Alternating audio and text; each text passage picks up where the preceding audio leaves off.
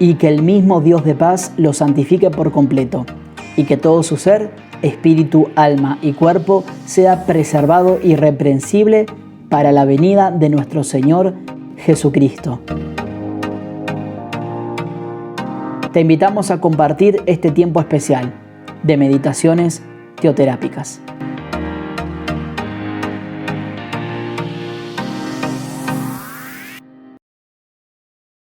Hola familia de la teoterapia a nivel global.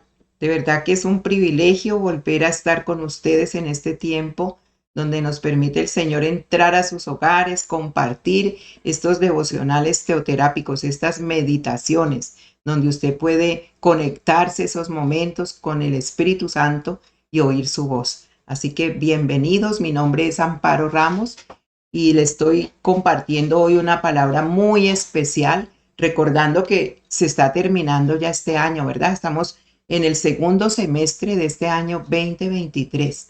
Y recordemos que este año se llamó el año del Espíritu Santo y el poder en acción, su poder en acción. Y es necesario conocer ese poder del Espíritu Santo. Por eso qué bueno que hoy estemos aquí. Vamos a entregarle este tiempo al Señor en oración. Espíritu Santo, que seas tú en todo momento, en este instante de nuestra vida, en nuestro corazón, revelándonos tus verdades, Espíritu Santo, esas verdades que tienes para nosotros hoy en día, Señor, que escuchamos tu voz y nos comprometemos a poner en acción lo que nosotros escuchamos. Señor, que seamos oidores y hacedores de tu palabra, que no seamos oidores olvidadizos, sino hacedores de ella, porque tú eres el que coloca en nosotros el querer como el hacer por tu buena voluntad. Bendice este tiempo y todos los que estamos escuchando, Señor, estamos conectados contigo en el Espíritu para hacer tu voluntad. En Cristo Jesús. Amén. Bueno, entonces hoy vamos a hablar del poder del Espíritu Santo y sus dones. ¿Por qué? Porque es el año donde tuvimos 12 meses, 365 días, que todavía falta este semestre que ha comenzado, para conocer más el Espíritu Santo y conocer más ese poder. Entonces acompáñenme en 1 Corintios 12, del 1 al 6, y ahí habla de los dones espirituales. Y dice, hermanos, quiero que sepan muy bien de qué se tratan los dones espirituales. Recuerden la clase de vida que tenían cuando no eran creyentes. Se dejaban influenciar y se guiaban por ídolos mudos. Les digo que nadie que hable por el Espíritu de Dios es capaz de maldecir a Jesús. Tampoco se puede decir que Jesús es el Señor si no es por el poder del Espíritu Santo. Hay diferentes clases de dones espirituales, pero todos vienen del mismo Espíritu. Hay diferentes formas de servir, pero hay un solo Señor. Hay diferentes formas de actuar, pero hay un solo Dios que trabaja entre nosotros en todo lo que hacemos. Este pasaje nos lleva a meditar en muchas situaciones que nosotros podamos estar viviendo hoy en día como iglesia. Recordemos que vamos a empezar un nuevo semestre. Todo lo de atrás ya quedó. Si usted no tuvo compañerismo total con el Espíritu Santo, si usted le dio pereza conocer esa doctrina del Espíritu Santo a profundidad, si usted se quedó a medias, todavía tiene una oportunidad. Todavía tiene de un medio semestre, 6 meses más para entrar a esas profundidades y terminar el año entendiendo lo que respecta al conocimiento del Espíritu Santo y sus dones. Eso es lo que nos está diciendo este versículo, ¿sí? Nos está invitando a comprender, a evaluar si ya esto está entendido o no.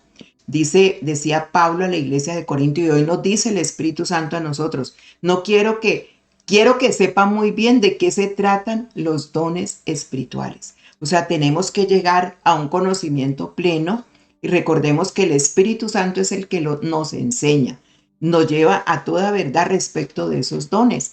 Entonces, hoy el Señor nos está diciendo, ya lo tenemos claro como iglesia, ya comprendemos que el Espíritu Santo los da, los reparte como Él quiere, pero no para guardarlos, sino para edificación de la misma iglesia. No tampoco para creernos más santos que otros o porque tenemos los dones o ciertos dones que Dios nos ha dado, somos mejor que otros. No, los dones no santifican a nadie. ¿Ve? Entonces Pablo le recuerda a la iglesia de Corinto que ellos antes eran ¿qué? Paganos, que eran idólatras, que adoraban a dioses falsos y que además de esos dioses ser falsos eran mudos. Es lo mismo que hoy Dios nos recuerda, de dónde nos sacó, en qué nosotros creíamos, cómo era nuestra vida antes. Y ya tenemos con nosotros al Espíritu Santo y lo más tremendo es que la Biblia nos asegura que el cuerpo nuestro es el templo del mismo Espíritu Santo, o sea que Él habita en nosotros, está día y noche en nosotros. En Gálatas 4:8, Pablo también le habla a la iglesia de Galacia porque amaba a esa iglesia y les dice, en el pasado, cuando ustedes no conocían a Dios, eran esclavos de dioses falsos. ¿De qué éramos esclavos nosotros antes? ¿En qué creíamos y en qué estábamos esclavizados? Y hoy nos recuerda el Espíritu Santo de dónde nos sacó el Señor. Entonces, la forma más frecuente de idolatría que había en los tiempos bíblicos era la adoración de imágenes, la adoración de ídolos que representaban o se pensaba que encarnaban varias deidades paganas. En el Antiguo Testamento, desde el principio, desde el comienzo, la amenaza de la idolatría estaba en todo Israel, en medio de todo Israel. Ellos vivían con esa idolatría. Los antepasados fueron totalmente idólatras, mientras que Abraham, recordemos, el padre de la fe, fue llamado a salir de allí, ¿cierto? De un fondo que era tremendo con su padre y su familia. Algunas personas también trajeron, a pesar de salir de allí, del Señor quererlos sacar de ese paganismo, trajeron ídolos con ellos, ¿sí? Como el caso de Génesis 35, del 2 al 4. Entonces esa permanencia de Israel en Egipto le colocó bajo influencia de la religión egipcia. Y ellos así, por soberanía de Dios, se manifestó un juicio sobre esos dioses. Israel, sin embargo, sucumbió ante esa idolatría al adorar un becerro. ¿Se acuerdan? En el monte de Sinaí. Ellos sucumbieron a todo eso y también cayeron en esa idolatría. Entonces, ¿qué es un ídolo? Un ídolo se extiende más allá de la adoración de imágenes y dioses falsos. Eso es más bien una cuestión de corazón. Es más bien algo asociado con el orgullo, con el egocentrismo, con la codicia, con la gula, con el amor por las posesiones. ¿Ve? Entonces, es más allá de una adoración de imágenes, es más allá de un culto, de hacer un altar a algo, es más allá, es que Dios mira el corazón. Por eso cuando estamos inclinados a cosas así, que ahora las vamos a ver punto a punto, el Espíritu Santo se apaga. Y hoy vemos una iglesia apagada, una iglesia que no tiene el mover del Espíritu Santo, que no conocemos. El Espíritu Santo lo tenemos en un lugar donde se ha contristado, donde no está haciendo nada en nosotros, no vemos ese poder. Entonces es una cuestión del corazón. Por eso el Señor condena la idolatría. Las Escrituras no solo registran los fracasos de esas personas, sino también registran la esperanza del arrepentimiento, porque Dios espera que todo ser humano se arrepienta y reconozca que solo hay un Dios para adorar, que solo hay un Dios para servir y que Él está lleno de misericordia. Por eso levantó hombres y mujeres que desafiaron, ¿cierto?, todas estas creencias y a un mundo mostrando el poder del Espíritu Santo. ¿Cuál es la idolatría en esta época? Bueno, hoy en día se piensa que porque no se adoran muñecos o figuras, ¿cierto?, relativas a esos ídolos paganos, pues no pasa nada. Y resulta que esto es un engaño del enemigo, un engaño del que engaña las almas, ¿ve? Que es el mismo demonio. Entonces se piensa, no está pasando nada, no existe idolatría, pero resulta que cualquier cosa que está en nuestra vida, que tengamos acción con eso, que pongamos por encima de Dios, ya se ha convertido en nuestro ídolo y se convierte en un pecado delante de Dios porque nos separa de Dios, nos separa de oír su voz, de hacer su voluntad y nos inclinamos más a eso. Vamos a dar varios ejemplos aquí, por lo menos la avaricia. Sí, la avaricia. ¿Cómo puede ser que el dinero, las propiedades, las riquezas que el mismo Dios de pronto nos da con el trabajo, porque Él dice que nos dará el poder para hacer riquezas, dice en Deuteronomio 8.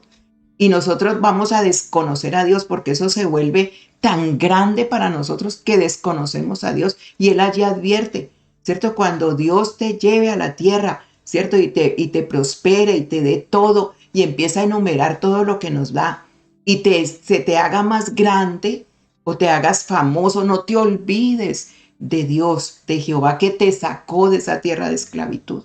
Pero hay muchas personas que comienzan a tener algún título, alguna cosa y comienzan por encima de todo a adorar ello. Entonces esos pensamientos, esos sentimientos, todo es tras el dinero, todo es tras el lujo, tras las propiedades, en qué se puede acumular, en qué podemos gastar y se trabaja solo para eso, para tener una casa llena de lujos, una casa donde se adore solamente el dinero, donde todo es ostentoso. Yo no estoy diciendo que no se pueda tener, Dios lo da, pero depende cómo está tu corazón. Por eso la idolatría es algo del corazón, no es tanto de lo que se tiene, sino cómo está tu corazón respecto del dinero, de las propiedades, de todo lo que te da el Señor. También se puede idolatrar a una persona, se pueden idolatrar pastores, cantantes con sus canciones absurdas que para nada edifican. Hoy sí que está de moda todo ello. Y esto hace que se destruyan las personas, que se destruyan los jóvenes, que se destruyan los niños. ¿Sí? Se puede idolatrar deportistas, deportes, novios, hijos, amistades. Todo esto que se pone por encima de Dios trae idolatría al corazón. Se puede idolatrar cosas, se pueden idolatrar animales. Este animal es más que Dios. No voy a la iglesia, no me congrego como iglesia porque tengo que cuidar el perro, el gato, cosas así. Se adora más el televisor, horas y horas, ¿cierto? Eso se vuelve un ídolo. El internet, hoy sí que está de moda, ¿cierto? Las redes sociales. ¿Cuántas personas pasan horas y horas y horas allí? Toda clase de entretenimiento que desplaza esos momentos en que tú tienes que orar, leer la palabra, estar en tus momentos de crecimiento espiritual, están allí. Deportes, modas, ¿sí? Todo esto, ¿cuántas horas dedicamos a esto? ¿Cierto? Porque es más gratificante esas horas que leer la palabra, que ir al congregarnos, que orar, que testificar, que estar de intercesor, de intercesora, que ir a visitar a un enfermo, que llamar a una persona que necesita, que hacer la obra de Dios. ¿Qué otra cosa también puede desplazar ese Dios y volver una idolatría? El ego. En Filipenses 3:19 dice que su Dios fue el estómago, los apetitos, los deseos. La gloria se llenó en su vergüenza y piensan solamente en lo terrenal. El cuerpo, el ejercicio, las cirugías, las obsesiones por la belleza, la comida, el alcohol, las drogas, el cigarrillo, todo esto se convierte en ídolo. ¿Y por qué es la idolatría? Porque amamos más esas cosas que a Dios, desplazamos lo que Dios nos pidió. El primer mandamiento: amarás a Dios con todo tu corazón, con toda tu alma, con todas tus fuerzas. Ya no hay ese amor. Hemos perdido, se ha perdido el primer amor, dice la Biblia. ¿Sí? También tener en poco la palabra de Dios. No me interesa lo que se diga, no profundizo en las escrituras, no medito en ellas, no aplico las vías de alimentación que yo aprendí para ponerlas por obra. También la tibieza espiritual, la mundanalidad, la enemistad que trae las cosas de Dios y yo, las cosas del mundo, y yo no las conozco, no me interesan. Y una de las cosas más grandes, el pecado. Entonces, Dios vino al mundo, pero ellos amaron más las tinieblas que la luz, porque sus obras eran malas. Y por último, todo esto que hace que eso pase, la impaciencia. Cuando el Espíritu Santo nos llena de paciencia. Paciencia, ¿cuál es el fruto del Espíritu Santo? ¿Cierto? Amor, gozo, paz, paciencia. Pero no, cuando hay impaciencia, voy a lugares a buscar cosas que me digan a la carrera, espíritus engañosos, espíritus mentirosos. Y ahí vemos que Moisés se tardó hablando con el Señor y construyeron un becerro porque querían oír cosas mentirosas. Entonces en 1 Corintios 12:4 dice que hay que entender que los dones trabajan en unidad con la Trinidad. Dice, hay diferentes clases de dones espirituales, pero todos vienen del mismo espíritu. Hay diferentes formas de servir, pero hay un solo Señor. Hay diferentes formas de actuar, pero hay un solo Dios que trabaja entre nosotros en todo lo que hacemos. Ahí está la Trinidad. Pablo recuerda, es la Trinidad que trabaja, un mismo Espíritu Santo, dones espirituales, un solo Señor Jesucristo, diferentes formas de servir, un solo Dios que trabaja entre nosotros en todo lo que hacemos en diferentes formas de actuar. Padre, Hijo y Espíritu Santo trabajan en esos dones espirituales, pero el Espíritu Santo se apaga. Primera Tesalonicenses 5:19 dice, no detengan el Espíritu, no dejen apagar el Espíritu Santo. Por eso el Espíritu Santo, nunca cuando tenemos al Espíritu Santo podremos decir que maldecir a Jesucristo. Al contrario, vamos a entender la cruz, a entender la cruz. Entonces esa obra del Espíritu Santo la entendemos en la Trinidad. El Padre es el que ejecuta, el Hijo es el arquitecto y el Espíritu Santo es el contratista. Entonces el Espíritu Santo siempre ha estado desde el comienzo como autor del Antiguo Testamento y el Nuevo Testamento. Ha estado como el que unge a personajes. La Escritura menciona no menos de 16 líderes que fueron ungidos por el Espíritu Santo. Entonces, el Espíritu Santo es todo en nosotros, tiene voluntad, tiene sentimientos, participa en la revelación, en las enseñanzas, en la intercesión. Cuando somos intercesores, oramos en el Espíritu, en la exhortación, en la comisión, en la afirmación. El Espíritu Santo se relaciona con los seres humanos. Por eso Él se contrista, a Él se entristece. A Él se le puede mentir y se puede blasfemar, porque Él se relaciona es con las personas. Posee atributos de la divinidad, omnipotente, omnisciente, omnipresente y es eterno, por siempre está. Tiene diferentes nombres: Consolador, Espíritu Santo de la promesa, Espíritu Santo de verdad, Espíritu Santo de gracia, Espíritu Santo de vida, Espíritu de adopción, Espíritu de santidad. Con todos esos nombres lo conocemos. Se simboliza con el fuego, con el viento, con el agua, como un sello, como el aceite y como paloma. Entonces, por eso tenemos que entender que hay dones que trae el Padre, el Hijo y el Espíritu Santo. ¿Cuáles son los dones del Padre? Los dones del Padre traen propósitos y motivaciones básicas a la vida. Y está en Romanos 12, del 3 al 8. Tuviera tiempo, nos extendíamos a conocer cada uno, pero se los voy a nombrar porque aquí terminamos. Entonces, el Padre trae estos dones: don de profecía, don de servicio, don de enseñanza, don de exhortación, don de repartir, don de presidir y don de hacer misericordia. Estos son los dones del Padre. El don de profecía es diferente al don que trae el Espíritu Santo de profecía. Por eso tenemos que profundizar en los dones, saber cuándo es del Padre, cuándo es del Espíritu Santo. El Espíritu Santo trae también sus dones en 1 Corintios 12, del 8 al 10 y el 28. Entonces, el Espíritu Santo da dones: palabra de sabiduría, palabra de ciencia, fe, dones de sanidad, don de hacer milagros, don de profecía, es diferente a la del Padre, discernimiento de espíritus, diferentes tipos de lengua e interpretación de lenguas. Y los dones del Hijo son para equipar el cuerpo de la iglesia y facilitar su misión. Están en Efesios 4, 11 y 1 Corintios 12, 28. Y es el apóstol, el profeta, el evangelista, el pastor y maestro y el misionero. Y hay gracias especiales que vienen con el Hijo: la hospitalidad, el celibato y el martirio. Ejemplo, cuando se ejecutó a Esteban, el espíritu de Esteban de mártir.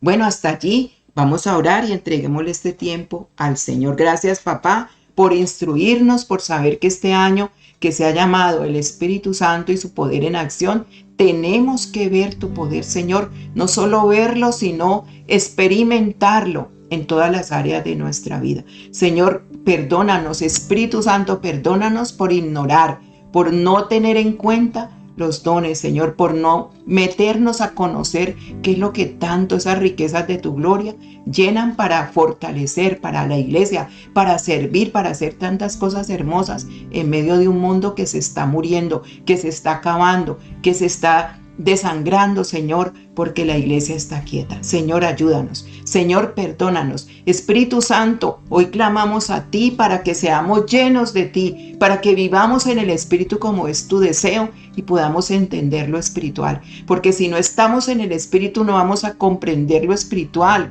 y lo espiritual se discierne contigo, Espíritu Santo, que nos abre los ojos espirituales y los oídos espirituales. En la carne tú no trabajas, porque nos has introducido al reino espiritual de tu amado Hijo, que nos ha sacado de esas tinieblas a la luz admirable. Por eso, Señor, gracias por este semestre que comienza y por abrir nuestros ojos cada día más a tus verdades profundas. En Cristo Jesús, amén y amén. Dios me les bendiga y hasta pronto.